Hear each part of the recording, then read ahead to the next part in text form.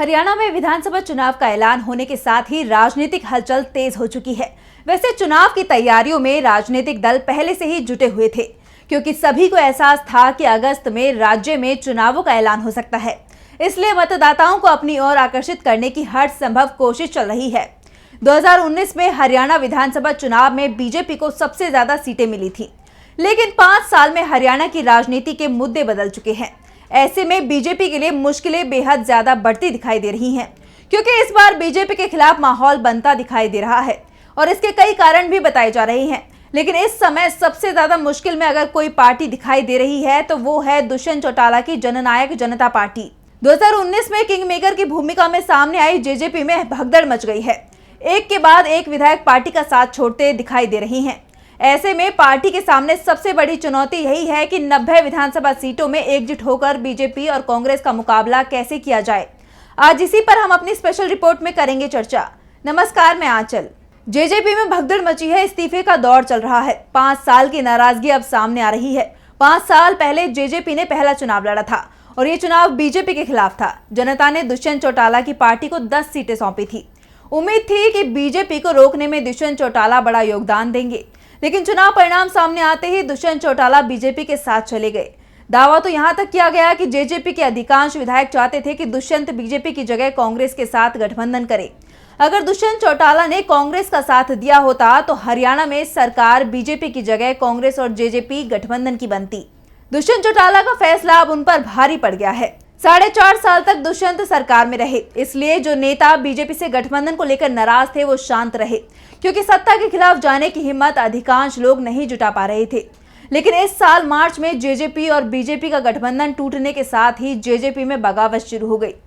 विधानसभा चुनाव का ऐलान होते ही इसमें और तेजी आ चुकी है। लोकसभा चुनाव के समय 2 विधायकों ने जेजेपी का साथ छोड़ा तो पिछले 3 दिनों में 5 और विधायक जेजेपी का साथ छोड़ चुके हैं। यानी जेजेपी के 10 में से 7 विधायक पार्टी छोड़ चुके हैं। सिर्फ 3 विधायक ही दुष्यंत चौटाला के पास रह गए हैं। 3 दिन में पार्टी के जिन विधायकों ने इस्तीफा दिया है उनमें देवेंद्र बबली, अनूप धानक, ईश्वर सिंह, रामकरण काला और जोगीराम सिहाग का नाम शामिल है। सभी विधायकों ने जेजेपी अध्यक्ष अजय चौटाला को पत्र लिखकर अपना इस्तीफा सौंप दिया है। कहा जा रहा है कि जेजेपी के 5 विधायकों के इस्तीफे के बाद भी डैमेज रुकने वाला नहीं है। देवेंद्र बबली, रामकरण काला और ईश्वर सिंह के कांग्रेस में जाने के कयास लगाए जा रहे हैं।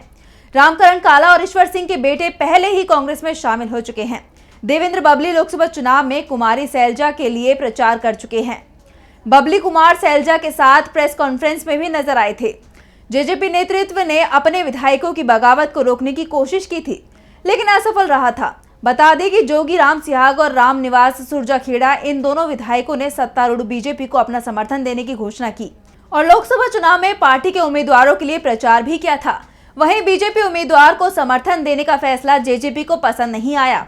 जेजेपी ने इन दोनों विधायकों की सदस्यता रद्द करने को लेकर पहले ही विधानसभा अध्यक्ष को नोटिस दे रखा है। पार्टी ने इन दोनों पर लोकसभा चुनाव में बीजेपी के पक्ष में प्रचार करने का आरोप लगाया है। पूर्व डिप्टी सीएम दुष्यंत चौटाला की तरफ से कहा गया कि अगर जेजेपी का कोई भी सदस्य प्रतिद्वंदी दल के पक्ष में प्रचार करता देखा गया तो उस पर सख्त कार्रवाई की जाएगी। अगर कोई चाहे तो पार्टी और विधानसभा से इस्तीफा दे सकता है। अपनी पार्टी की जिम्मेदारियों से मुक्त होकर अन्य किसी पार्टी को समर्थन देने की चाल यहां काम नहीं करेगी। सिहाग ने जेजेपी के चुनाव चिन्ह पर विधानसभा चुनाव जीता था। अगर वो कोई ऐसी गतिविधि में शामिल होते हैं तो उन पर चुनाव नियमों के तहत कानूनी कार्रवाई शुरू की जाएगी। बीजेपी से गठबंधन खत्म होने के बाद से जेजेपी को कई झटके लगे हैं। कई नेता बीजेपी और कांग्रेस में शामिल हो गए हैं। जब जेजेपी ने बीजेपी से गठबंधन किया, पार्टी में तब भी असंतोष था। पार्टी नेताओं ने ही बीजेपी से गठबंधन का विरोध किया था। अब दुष्यंत चौटाला उसकी कीमत चुका रहे हैं। जेजेपी के कुल 10 विधायक थे, जिनमें से 7 पार्टी का साथ छोड़ चुके हैं। कयास लगाए जा रहे हैं कि और भी दिग्गज नेता पार्टी को अलविदा कह सकते हैं। पार्टी विधायकों के जेजेपी छोड़ने का सबसे बड़ा कारण पार्टी का कमजोर होना है। जेजेपी को लगे इन झटकों के बारे में पार्टी सुप्रीमो अजय चौटाला के भाई और दुष्यंत चौटाला के चाचा अभय चौटाला ने कहा, जेजेपी को इंडियन नेशनल लोकदल के साथ धोखाधड़ी करने का फल मिला है। दरअसल 2018 में आईएनएलडी से अलग होकर जेजेपी बनी थी। 2019 में जेजेपी ने जब पहली बार विधानसभा का चुनाव लड़ा था तो उसने सबसे ज्यादा नुकसान आईएनएलडी का ही किया था। हरियाणा में पिछला विधानसभा चुनाव 2019 में हुआ था।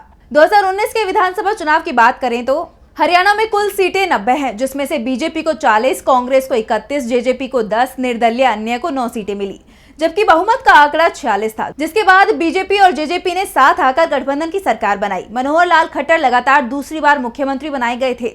उस सरकार में दुष्यंत चौटाला उप मुख्यमंत्री बनाए गए। बीजेपी सरकार में डिप्टी सीएम पद लेना दुष्यंत चौटाला की बड़ी गलती साबित हुई और इसका सबसे बड़ा नुकसान लोकसभा चुनाव में जेजेपी को हुआ, जब राज्य के किसी भी सीट पर जेजेपी उम्मीदवार अपनी जमानत तक नहीं बचा पाया। हरियाणा में जेजेपी की मुख्य ताकत किसान और जाट समुदाय को माना जाता है और किसान एमएसपी को लेकर बीजेपी से नाराज बताए जा रहे हैं और ये नाराजगी जेजेपी पर भी भारी पड़ी। दुष्यंत चौटाला को किसानों के भारी विरोध का सामना करना पड़ा था। किसान शुरुआत से ही चाहते थे कि दुष्यंत बीजेपी के साथ अपना गठबंधन तोड़ दे, लेकिन दुष्यंत ने गठबंधन नहीं तोड़ा और इस वजह से राज्य में किसान उनसे नाराज दिखाई देते हैं। हरियाणा में जाट 25% के आसपास है और अगर ये सारा वोट एक पार्टी को मिल जाए तो बाकियों को नुकसान होना लगभग तय है।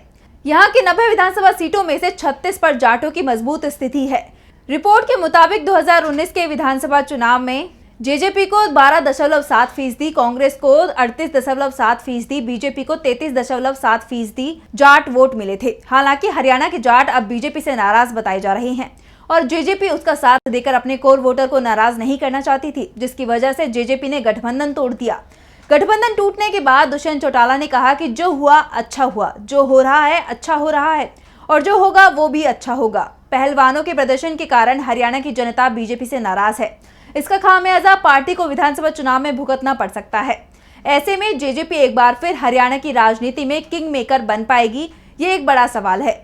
हालांकि विधानसभा चुनाव में जेजेपी के किंग तो नहीं, लेकिन किंग मेकर बनने की संभावना है। अगर बीजेपी का वोटर छिटक कर कांग्रेस को मिलता है तो हो सकता है कि कांग्रेस और जेजेपी मिलकर सरकार बना ले। कांग्रेस और जेजेपी के साथ आने का बीजेपी को बड़ा नुकसान हो सकता है। वैसे भी हरियाणा की बीजेपी सरकार पर पहले से ही संकट के बादल छाए हुए हैं। सैनी सरकार मुश्किल में दिखाई दे रही है और आगामी विधानसभा चुनाव में बीजेपी की मुश्किलें और ज्यादा बढ़ सकती हैं। विपक्ष लगातार बीजेपी पर कई गंभीर आरोप लगाता रहा है। कहा जाता रहा है कि बीजेपी जिस भी दल के साथ गठबंधन करती है उस पार्टी का वजूद खत्म हो जाता है और अब ये साफ साफ दिखाई भी देने लगा है। सहयोगी दलों को बीजेपी के साथ गठबंधन भारी पड़ता दिख रहा है। हरियाणा में जेजेपी काफी हद तक इन आरोपों पर मोहर लगाती दिखाई दे रही है और अगर ये सिलसिला कायम रहा तो जेजेपी पूरी तरह से खत्म हो जाएगी। हालांकि सवाल ये भी है कि क्या बीजेपी राज्य में पार्टी को लगातार तीसरा कार्यकाल दिला पाएगी। फिलहाल के लिए इस रिपोर्ट में इतना ही। अगर आपको हमारी वीडियो पसंद आया तो लाइक करें, साथ ही हमारे चैनल को सब्सक्राइब करें। नमस्कार।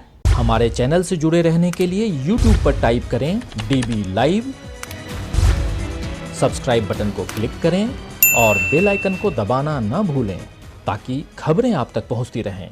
देखते रहिए DB लाइव, क्योंकि यहाँ हैं खबरें लगातार।